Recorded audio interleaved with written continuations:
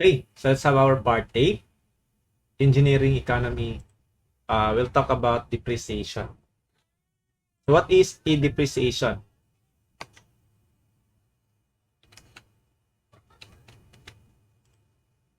All right. Depreciation refers to the decrease in the value of an asset that is due to the usage of passage of time.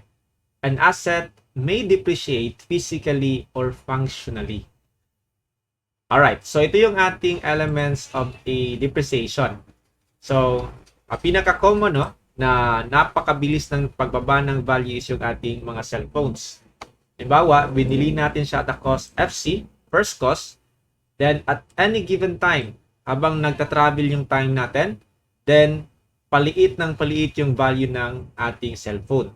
No? Kadalasan 1 to 2 years.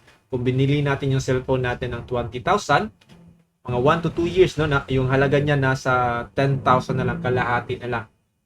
Okay? So, yung depreciation is yung pagbaba ng value ng isang asset or any machines or property.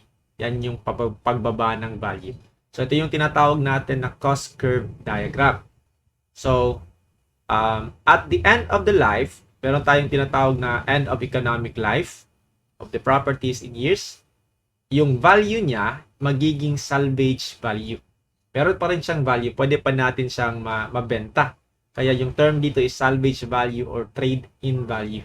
Pwede pa natin siyang mabenta or mapa-trade-in natin. Halimbawa lang, no, kung meron kang isang sasakyan. At the end of the life, pwede pa natin yung ma-trade-in sa mga nagbebenta ng mga kotse. Ganon siya. Okay? Now, yung salvage value is just related to the book value. Yung kaibahan niya lang sa book value is that the salvage value is the value at the end of its economic life. While the book value, that is the value at any given time M. Yung M natin is before N yan. Any given time as you can see sa figure. Okay? So, FC minus SB dito, yung FC minus SB, that is the total depreciation after N life, no? FC minus SB. Yung B sa B naman, yung meron tayong tinatawag na depreciation at a given time M or total depreciation of M years. So, kung makuha natin yung total depreciation in M years, then we can solve for the book value after M years. That is FC minus DM. Again, these are the elements of depreciation. Now, sa depreciation, maraming methods yung introduces. These are just estimated. Wala talagang exact values dito. Estimated values yung pagkuha ng depreciation. The first one is the first straight line depreciation method. From the word straight line, yung cost curve natin is a straight line pababa. Okay? Ganun pa rin yung element. FC minus SB, FC minus salvage value. Now, for straight line, constant yung ating depreciation per year. And that is FC minus SB over N. Okay? Divided by N. Bakit ganyan? Bakit ganun? Actually, yung D natin dyan is parang slope, no? Rise over run. That is the slope of this line. That becomes per year kasi cost yan, N is per year. Now, kung gusto natin makuha yung depreciation, total depreciation after M years, then we will just multiply this one. If D is per year, so multiply natin si D sa M years para makuha natin yung D sub M. Okay? So, if D is this term, FC minus SB over N, then substituting that one here, ito yung formula natin for the total depreciation for M years. Okay, so if you want to solve for the book value naman, then that is simply FC minus DN. Ganun lang siya, FC minus DN. Book value after M years. Okay, that's the principle of a straight line depreciation method. Madali lang. Let's have an example. An equipment is costing 250,000 pesos has an estimated life of 15 years. Book value of 30,000 pesos at the end of the period. So, compute the book value after 10 years using straight line depreciation method. Alright, let's have the elements. Ito yung time zero, cost versus time. So the first cost here is 250,000. Yung end of life natin, estimated life is 15 years. So sinabi niya yung book value after 15 years or after the estimated life is 30,000 pesos. So that this 30,000 pesos is our salvage value. Again, salvage value and book value are just related. Yung kaibahan niya lang, yung salvage value is the value at the end of its life. So using straight line depreciation method, makukuha natin yung total depreciation after n years. Okay, but later on we will have we want to solve for the book value after 10 years. Say this one. So kung gusto natin yang kuhanin, then we will solve for the book total depreciation after 10 years. So magsisimula tayo sa depreciation per year. That is 250,000 FC minus SB divided by N, 15 years. So this is our depreciation per year. So yung total depreciation after M years, that is D times M. Okay, when M is 10, so you have here D times 10 years. You have 146,666.67. Okay, kung meron ka na nito, dahil kuha natin yung book value after 10 years. FC minus D sub 10. So 250,000 minus D sub 10. 146,666.67. The answer is 103,333. 103,333.33 pesos. So this one is a straight line. Actually, madali nating masolve yung book value using mode 3-2. We just need to model that one using a straight line. Yung mode 3-2, that is linear. We can say, i-plot natin yung x as the time and yung y as the book value at any given time. Okay, for a straight line, we only need 2 points to define the line. Of course, yung 2 known points natin when time is 0 and when time is n. When time is 0, the book value, the value of the asset is the first cost, 250,000. And when time is n, at the end of the life, 15, the book value of the asset is our salvage value at the end of the time, 30,000 pesos. So if you want to solve for the book value after 10 years, that is simply equal to 10 y hat. That is the syntax. 103,333.33. Same as here. Okay? So, pakita natin sa calculator. So, mode 3-2. Input lang natin 0, 15, 250,000, and 30,000. So, press CA, apps, 8, 5. Sorry.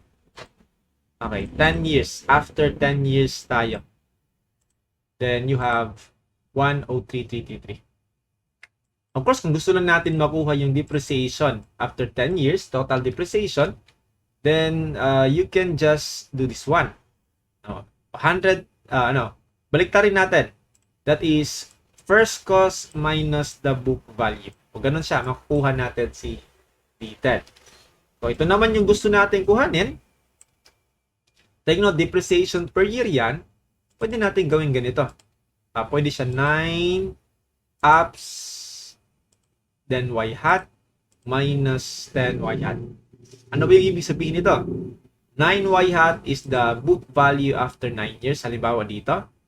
And 10y hat is the book value after 10 years. This one. So, yung difference nilang dalawa is the depreciation per year na 14,666.67. Pwede rin dito. Let's say, kung 8 yan, then ito naman is 9. Basta magkasunod na year. Depreciation per year yung makukuha natin. Okay? So, another example. A man bought an equipment which cost 524,000 pesos. Freight and installation expenses cost him 31,000 pesos. If the life of the equipment is 15 years with an estimated salvage value of 120,000, find its book value after 8 years. Same lang kanina. Same process. So, ito yung elements for straight line depreciation. End of life is still 15 years. Gusto naman natin makuha this time is the book value after 8 years. So, we need to solve for that. Starting with FC, define natin yung first cost. So, the machine, the equipment costs 5 to 4,000. But there is additional costs. Freight and installation expenses cost him 31,000. I-add natin siya. A total of 555,000. Salvage value is clearly stated, 120,000 pesos. So let's solve for the depreciation per year. That is 555,000 minus 120,000. Yung N natin is 15. So you have 29,000 per year na depreciation. So calculating D sub 8 after M years. So when M is 8, D sub 8 yan. So you have here 29,000 times 8 years. You have here 232,000 pesos. So that the book value is equal to the first cost minus the depreciation after 8 years. Okay, first cost 555,000. Depreciation is 232. So you have here the book value. 323,000 pesos. Okay, using mode 3-2. So again, just input 2 points, and that is time is 0, the book value is the first cost. When time is n, that is 15, the book value is our salvage value, 120,000. And the book value after 8 years, that is 8 y hat. Same procedure kanina. Okay, madali lang yung ating straight line depreciation. Now let's have constant percentage method depreciation. So, constant percentage. Obviously, hindi na siya straight line. Kaya yung cost curve natin is naka-curve na siya. Hindi na straight line. Now, sa constant percentage method, yung formula natin is about the B sub BB. The book value at M year. Ito yung formula. And the formula is equal to the first cost. That is 1 minus K raised to M. Book value yung formula natin, hindi depreciation. Bali, yung term na yan kasi is parang compounding interest siya. Or yung interest natin pababa. Yung K is our I. Pababa siya kasi palit ng palit. Raised to M years. So, dalawa yan. Sa pagkuha ng K, dalawa, meron tayong constant percentage method, declining balance method. For declining balance, yung K natin is 1 minus square root of N SB over FC. Meron tayong tinatawag na double declining balance. Mas madali ito kasi yung K natin is just 2 over N. Okay? At tinatanong din to, no? Basta for me, mas madali yung ating double declining balance kasi ito yung ating, yung K natin is just 2 over N. Alright, sige. Example tayo. Alright, an asset costing 50,000 has a life expectancy of 6 years. So, yan yung ating N. An estimated salvage value of 8,000 pesos. Calculate the depreciation charge at the end of the 4th period using fixed percentage method. Or fixed percentage, or that is constant percentage method. Wala siyang sinabi kung declining balance lang or double declining. So, wala siyang term. Automatic yan, declining balance method. Huwag mo nang isipin yung double declining. So, ito yung ating elements. You have here the first cost. Yung N natin for 6 years. You will have here the salvage value. And this is our cost curve. Ganun pa rin. Meron kang FC minus SB. So, if you want to solve for the depreciation charge at the end of 4th period.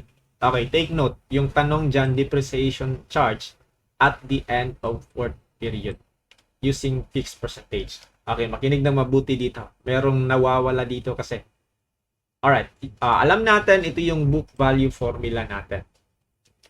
Okay, yung hinahanap is depreciation charge at the 4th period. So, meron tayong book value at the end of the 4th year. So, of course, meron tayong depreciation at the total depreciation at the end of fourth year. Okay. Total yan. Total depreciation. Yung tinatanong dito is the depreciation charge at the end of fourth period. Ano ba yung ibig sabihin dyan, sir? Take note, yung depreciation per year is not constant, unlike sa straight line method. Constant yung per year depreciation. Dito nagbabago. Bale, yung gusto nating kuhanin, ito yung ating end of third period. Okay, book value at the third year. Ito naman yung total depreciation after third year. Etong whole period dito, itong shaded area, this is the fourth year period. So yung tinatanong dyan, depreciation at the end of fourth period is ito lang. Ginawa ko siyang small d to indicate it is depreciation for that period only. We are not talking about the total depreciation after 4 years. If the question is the total depreciation after 4 years, then ito yan. But if the term is depreciation during or at the end of the fourth period, ito yung tinatanong dyan. At the end of fourth period. Okay? So, since yung formula given in the declining balance method is in terms of the book value, for me, I will solve these two book value. Then yung difference ng dalawang book value, that is the depreciation during that fourth period. Okay? So let's solve first for K. And take note, yung K, actually galing yung formula dito eh. Makukuha natin yung K when the book value becomes salvage value equal to FC. So, mangyari dyan, when book value becomes salvage value, yung M natin becomes N at the end of fourth period. Kaya yung formula na pinakita natin kanina, rearranging that one, ito yung nangyari. Again, galing lang din yan dito. Okay? So, 1 minus yung N natin is 6. Salvage value is 8,000 pesos over first cost 50,000 pesos. So, kuha natin sa 0.2623. Ito yung percentage of decrease at every year. Parang compounding siya. Compounding pero decreasing. The term should not be compounding. Para dapat decreasing siya. Pero the same, the same logic. Okay? Compounding interest pababa. So, calculating the book value at the end of fourth year. So, you have here FC 1 minus K at the end of fourth year. And calculating the book value after the third year, you have here FC. Palitan na natin to third year. This is our book value after the third year. So that the depreciation at the end of the fourth period, that is the small d, you have book value at the third year minus the book value at the fourth year. Okay, subtract mo lang yung dalawa na yan. So, makuha natin 5263.87. Again, if the question here is the total depreciation charge after fourth year, total depreciation charge after fourth year, then yung D sub 4 yung hinahanap. And that is FC minus BB4. Dapat maintindihan natin yung question. Alright, so there is still a calculator technique here. We just need to model that one. Ano ba yan sa calculator? Pwede yan mode 3.6 o pwede rin siya mode 3.5. Okay, mode 3.6 or mode 3.5 kasi yung mode 3.5 is exponential. Parang ganito. Yung mode 3.6 naman is AB raised to X. Exponent pa rin. Parang geometric ito. Geometric progression. Okay? So, sa mode 3.6, ganun pa rin yung input natin, time and book value. So, we only need 2 points and time is 0. Okay? Yung book value is the first cost. And you have here 50,000 first cost. And the second point is dito sa last, when time is N, which is 6. Salvage value is 8,000 pesos. So, kung gusto natin kuhanin yung book value of the fourth year, you have here 4y hat. Kuha natin to. Mas exacto kasi wala na, hindi tayo nag-round off dito kasi nag-round off tayo sa K. Alright, then book value at the third year, gawin lang natin siyang 3. 3y hat. Okay, of course, yung D sub 4 natin, kung gusto natin idiretso, this is the book value at the third year minus the book value at the fourth year. So, the same result.